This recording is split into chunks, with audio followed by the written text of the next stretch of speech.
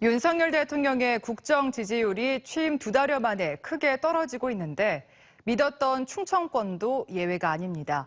충청 지역은 충청의 아들을 내세운 윤석열 대통령 탄생에 결정적 역할을 했지만 민심이 심상치 않은 건데요. 지역 발전 공약 등 획기적인 대안이 나오지 않는다면 총선도 장담할 수 없다는 전망입니다. 서울방송센터 이선학 기자입니다. 윤석열 대통령의 국정수행 지지율이 30%대로 떨어졌다는 여론조사가 나왔습니다. 여론조사기관 리얼미터가 실시한 7월 첫 주 윤석열 대통령의 국정수행 평가에서 부정평가가 57%로 긍정평가 37%를 크게 앞선 겁니다. 특히 충청의 아들을 표방하며 지난 대선에서 많은 지지를 확보했던 충청권에서도 부정평가가 55.6%, 긍정평가는 37.2%에 불과했습니다.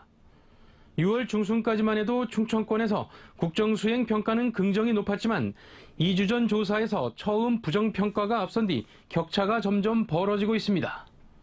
충청권의 정당 지지도 역시 6월 5주차까지는 근소한 차이로 국민의힘이 앞섰지만 이번 조사에서 국민의힘은 42.3%로 추락한 반면 민주당은 43.1%로 올라서며 대선 이후 처음으로 역전했습니다. 대선 이후 불과 2달여 만에 현 정부와 국민의힘에 대한 충청권의 지지가 바뀌고 있는 겁니다. 대통령 취임 이후 계속된 내각 인선 문제에다 윤 대통령의 직설화법 논란이 계속됐고 최근에는 이준석 당대표 성상납 의혹으로 인한 징계 논란까지 겹쳤기 때문으로 풀이됩니다. 어렵사리 대선과 지방선거에서 승리한 충청권 국민의힘 진영은 위기감에 빠졌습니다.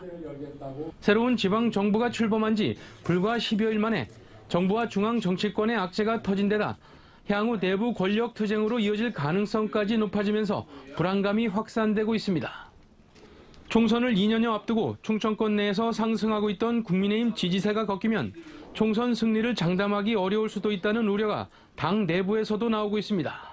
그래서 우리 시민들, 주민들이 우리 당에 거는 기대가 상당히 큰 상황이거든요. 그렇다면 거기에 부합되는 모습을 보여주지 못하면 바로 다가올 선거에서는 특히 2년 뒤에 있을 총선에서는 결코 유리하지 않다. 충청의 아들을 내세워 대선과 지방선거에서 승리했던 윤 대통령과 국민의힘이 정권 초기부터 갖가지 악재로 흔들리면서 총선을 앞두고 지역 정치권 구도가 크게 흔들리고 있습니다. TJB 이선학입니다.